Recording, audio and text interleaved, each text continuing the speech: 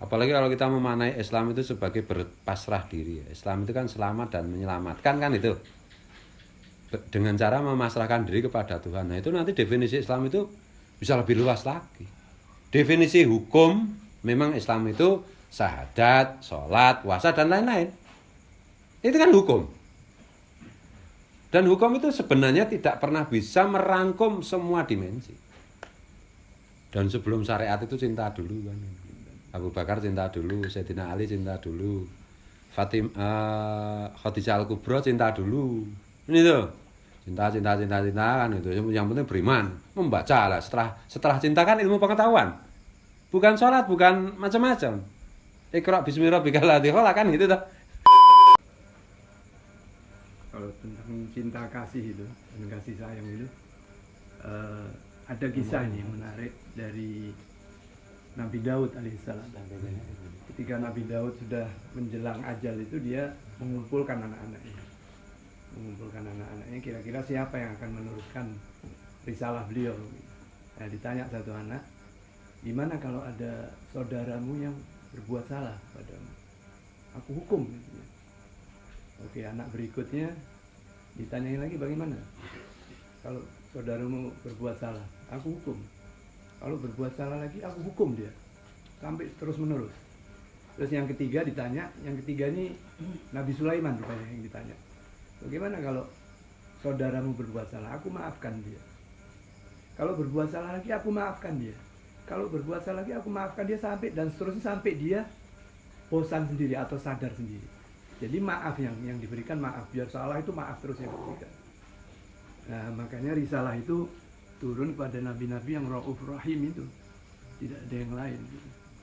Jadi hilang awak dikatakan salah dengan Allah yang nyempurna awak di terus ya. Awalnya toh kadang motornya awak di delok yang itu ayu. Ya, jelas lah. Nek kuwi sing salah iso Gusti Allah, Beb. Siji, kok ndadak gawe wong wedok ayu. Kan mare motone dhewe ndelok to.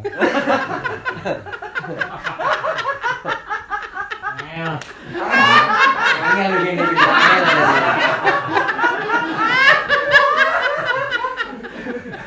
Aduh. Gusti Allah salah ke? Tapi ini menarik ya soal perempuan itu, laki-laki perempuan. Kadang-kadang itu kita laki-laki itu menuntut perempuan menutup aurat macam-macam. Wong kok ditutup aurate ya sak dhisik ndelok. Nek dasare dhewe iki ra kepen ndelok ya rasa ndelok. Wong nganggo cadar wis didelok-delok dibayangke kira-kira mancung apa ora kan ngono to. Wis padha wae to. Itu kadang-kadang itu saya kan pembela perempuan karena ya bojoku kae masalahnya. Aku kadang-kadang iki kita laki-laki itu enggak adil gitu loh.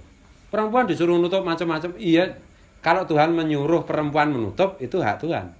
Tapi kalau laki-laki nyuruh perempuan nutup itu kan enggak adil. Enggak adil kan? Ya laki-lakinya aja yang menundukkan mata kan gitu toh. Yang jangan lihat. Kadang-kadang itu enggak fair gitu loh. Ya justru karena sering perempuan itu ditutup-tutup macam-macam sehingga kita itu ada perempuan yang kelihatan di kita udah kayak gini. Coba di barat itu perempuan nggak pernah pada nutup, nggak ada yang lihat lagi, udah bosen kan. Sama dengan melihat sapi nggak ditutup kita juga nggak lihat. Sapi ini.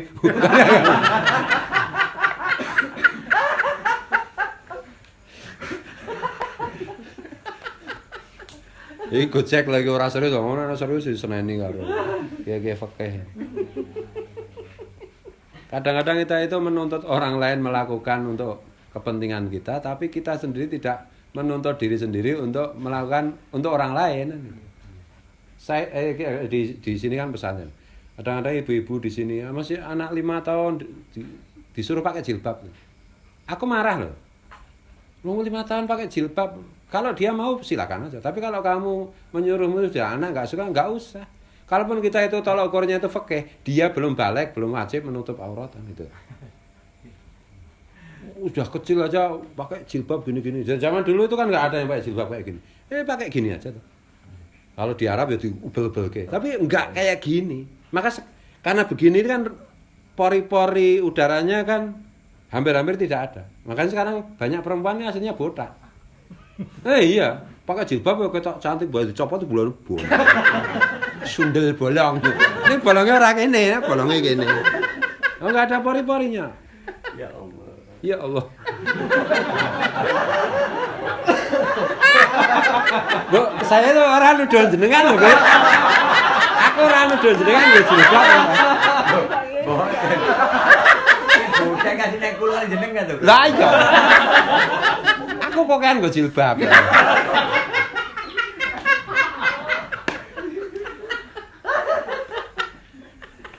Ya wong yang di dalam fikih itu budak perempuan itu auratnya cuma udel sampai dengkul.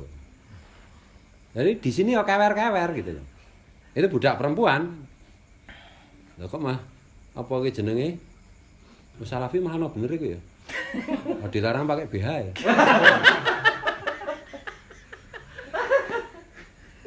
Ya Allah. Jadi itu tadi saya garis bawahi Habib Anis ini ya cinta itu. Pada akhirnya kan dengan cinta itu semua bisa selesai. Tapi semua tidak akan pernah selesai perangkat apapun kalau tanpa cinta. Tapi dengan cinta itu semua akan selesai. Gitu. Nah, makanya kita itu harus mengembangkan. Siapa itu? Habib Bakir apa yang dulu punya penerbitan Bandung itu apa? Haidar Bakir. Ah, Haidar Bakir. Itu kan dia punya deklarasi Islam cinta. Islam cinta. Islam cinta. Nah, orang-orang seperti itu yang harus disupport. Dan ini saya tetap optimis bahwa Islam dan semua agama itu punya masa depan ketika mencari esensinya yaitu cinta, mencari persamaannya bukan perbedaannya. Dan kita beruntung punya Gus Dur itu.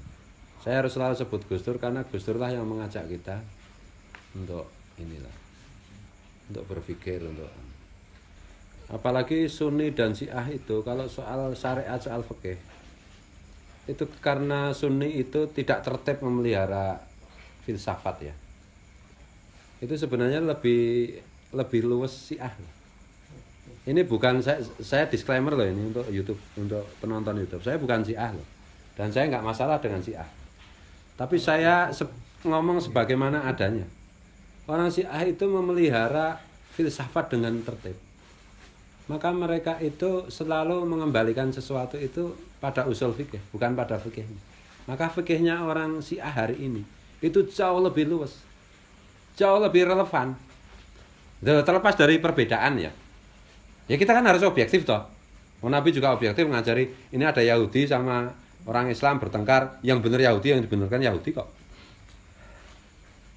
Nah kita harus terbuka seperti itu karena saya memahami Islam itu adalah kejujuran. Siapapun yang benar, siapapun yang baik, kan itu al-hikmatu dzalatul mukmin kan gitu.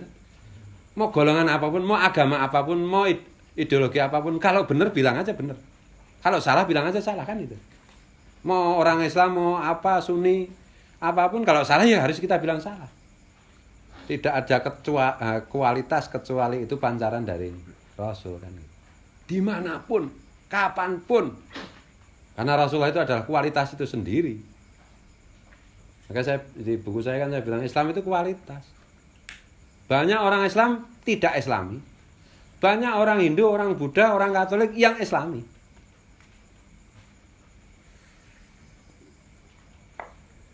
Apalagi kalau kita memaknai Islam itu sebagai berpasrah diri. Islam itu kan selamat dan menyelamatkan kan itu. Dengan cara memasrahkan diri kepada Tuhan. Nah itu nanti definisi Islam itu bisa lebih luas lagi. Definisi hukum memang Islam itu syahadat, sholat, puasa dan lain-lain. Itu kan hukum. Dan hukum itu sebenarnya tidak pernah bisa merangkum semua dimensi. Jangan-jangan yang KTP-nya Islam di depan Tuhan tidak Islam. Jangan-jangan yang KTP-nya agama .20 malah sama Tuhan ini yang Islam beneran. Bisa juga begitu. Ini dikacau Pak Amin Habib Trenggalek. Untuk mengimbangi kegilaan. Makanya tidak boleh suudzon ya. Betul. Orang lain. Betul. Ya terserah Tuhan juga untuk semuanya. Dan Tuhan itu maha asik gitu. Kita aja yang prasangkanya itu buruk-buruk, wah Tuhan pemarah, Tuhan. Nah gitu. Padahal Tuhan sebenarnya nggak mau marah sih. Tapi karena kita berprasangka marah ya Tuhan jadi oke, kamu mau aku marah, tak tunjukkan marahku. Karena ini indah doni abdi kan itu. Allah itu mengikuti prasangka hambaku kepadaku. Hambaku berprasangka aku maafkan, ya aku maafkan aja. Hambaku berprasangka aku murka, ya aku murka bener. Tak turuti kok. Demokratis Tuhan. Maha demokratis. Asmaul Husna mana itu? Yang maha demokratis ya mesti gitu nek. Salah pikiran wis. Tidak ada keindahan, tidak ada kualitas kecuali dari pancaran Rasulullah. Kalau saya memahaminya begitu. Makanya saya bikin lirik, semua pesona memancar dari wajahmu, segala keindahan meluap dari dadamu. Semua keindahan itu mengingatkan Rasul. Maka saya bilang tadi, sejak kecil itu saya kalau mendengar lagu cinta, aku teringat Rasulullah. Kalau aku melihat sesuatu yang indah, aku teringat Rasulullah. Karena sumber keindahan itu ada Rasulullah itu sendiri. Maka seniman itu sebenarnya kalau diniati itu merefleksikan keindahan, sang puncak keindahan yaitu Rasulullah, itu bersolawat. Itu dah. Ini bersolawat, maka saya pelukis. Aku sedang mencoba merefleksikan keindahan Rasulullah. Saya kembali ke Wali Songo, batik. Yaitu batik itu adalah menulis nama Rasulullah. Menulis apa itu tulang tengkorak kita. Mim, ha, mim, dal. Muhammad. Gitu loh. Ini tulang kita ya, nanti di googling ada itu. Ini kalau dipotret dari samping gitu, itu tulang kita itu menuliskan Muhammad. Gitu loh. Dan itu daun sirih itu Muhammad. Mim, cinta, rahmatan lil alamin itu. Wasingat rahmati kulasai kan itu. Maka agama tanpa cinta itu dusta. Cinta tanpa formalitas agama, di situ ada Rasulullah. Kalau ada Rasulullah masuk surga. Lo gimana sih? Gampang kan? Maka ungkapan gimana? Lucunya ini terkait dengan cinta Rasulullah ini. Iya. Sebagian orang yang otaknya tidak tahu ini kemana ya, itu menganggap tidak boleh, istilahnya apa itu? Berlebihan itu apa istilahnya? Kultus, tidak boleh kultus dan sebagainya. Padahal seolah-olah orang itu sudah sangat akrab dengan Rasulullah, tahu kedudukan Rasulullah, jangan sampai kultus dan sebagainya. Padahal kecintaan kepada Rasulullah setinggi apapun itu tidak akan pernah mencapai kesucian Rasulullah. Masih jauh. Pujilah Rasulullah sampai setinggi langit selama bukan masalah rububiyah. Itu saja. Batasannya itu. Kalau memuji semua manusia memuji tidak akan pernah sampai. Kedudukan sangat jauh dibandingkan kita semua. Jadi benar kita tadi ya istilahnya gondeli gitu. Ngikut beliau. Dan sebelum syariat itu cinta dulu kan. Abu Bakar cinta dulu, Sayyidina Ali cinta dulu. Khadijah Al-Kubra cinta dulu. Ini tuh. Cinta kan itu. Yang penting beriman, membaca lah. Setelah cinta kan ilmu pengetahuan. Bukan sholat, bukan macam-macam. Iqra bismi rabbikal ladzi khalaq kan gitu tuh. Ya, dan lain-lain lah. Dan seterusnya. Jadi memang benar itu, Beb. Setinggi apapun kita memuji Rasulullah, Rasulullah lebih tinggi dari itu. Rasulullah lebih tinggi dari itu. Karena bagaimana Allah yang Maha Agung itu berfirman, innaka la'ala khuluqin azim. Yang Maha Azim memuji yang azim juga ini. Ini kan makanya tidak ada yang bisa memuji Rasulullah sampai sebatas kedudukan beliau begitu. Selain Allah SWT. Makanya saya bikin puisi gini, Be. Sedangkan Allah pun memujimu, bagaimana lidahku tidak keluh. Nah, Allah sendiri memuji. Nah, kita itu bisa apa? Rasulullah begini baiknya begini lebih dari itu. Rasulullah maha memaklumi lebih dari itu. Rasulullah itu santai, humoris lebih dari itu. Nggak bisa dibayangkan. Kita nggak bisa jangkau. Imajinasi kita aja nggak sampai. Hakikat Rasulullah itu lebih tinggi dari imajinasi kita, karena imajinasi kita juga dibikin Allah dari hakikat Rasulullah, masalahnya kan gitu tuh. Jadi santai baik gitu loh. Maka maksiat aja. Kalau misalnya ya punya nomor WA-nya Allah, ya Allah bolehkah aku maksiat? Santai aja, emang gue pikirin, gitu loh. Yang penting kamu jangan ganggu temanmu. Kalau ganggu temanmu asikat kan gitu. Wong temanmu juga saya bikin, kamu juga saya bikin kan. Sama-sama bikinan ya jangan macam-macam lah. Kira-kira itu ya, Beb. Tidak ada cinta kecuali sumbernya dari Rasulullah. Cinta seorang anak kepada orang tua kepada anak, suami kepada istri kepada, bahkan cinta antara si hewan galak dengan anaknya atau anaknya hewan galak dengan ibunya, itu semuanya itu diciptakan Tuhan dari Rasulullah. Maha cinta Rasulullah. Cahaya di atas cahaya. Cahaya itu kan bukan ini padang, ini kan material, kalau ini kan foton cahaya kan, bentuk materi, esensi atau hakikat dari cahaya itu. Rasulullah itu cahaya maha cahaya, cinta maha cinta.